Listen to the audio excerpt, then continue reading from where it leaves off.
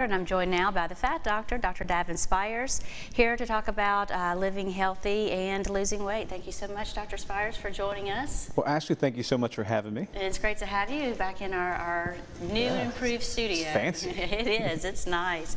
Well, today we're talking about the ketogenic diet, and is this a diet that you recommend? Is it healthy? So when people hear the word ketogenic diet, it probably is some nebulous thing that they just hear about. So to really explain what the ketogenic diet is, so anytime you cut carbohydrates, so carbohydrates are simple sugar stuck together as a big molecule. And when you digest carbohydrates, the only thing that gets into your blood from your gut is sugar. So when you reduce carbohydrates in your diet to less than 50 or 60 grams a day, you're not eating enough carbohydrate or enough sugar to fully run the brain on sugar.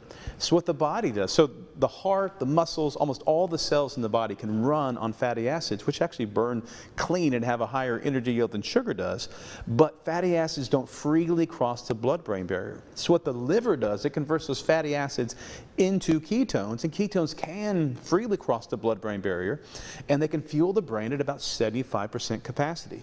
And when the brain runs on ketones, the brain runs really clean.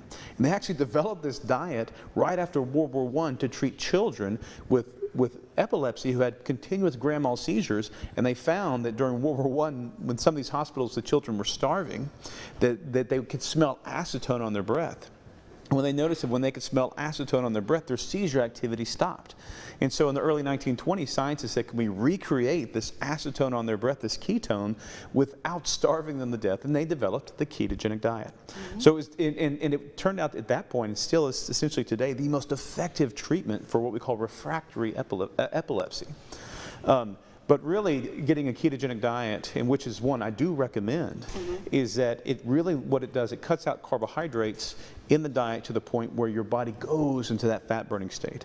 And I especially recommend it when we're trying to treat things like obesity or metabolic related diseases, because it gets the body in control and lets the body begin to heal. Because when you do eat natural healthy fats, which are part of the ketogenic diet, it lets your body have the building blocks with which to heal.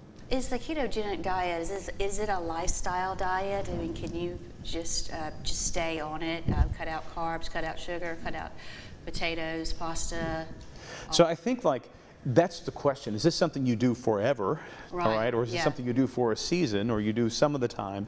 And the issue is that to get the benefits of it, it needs to be pretty much a full-time decision to do. You know, and the idea that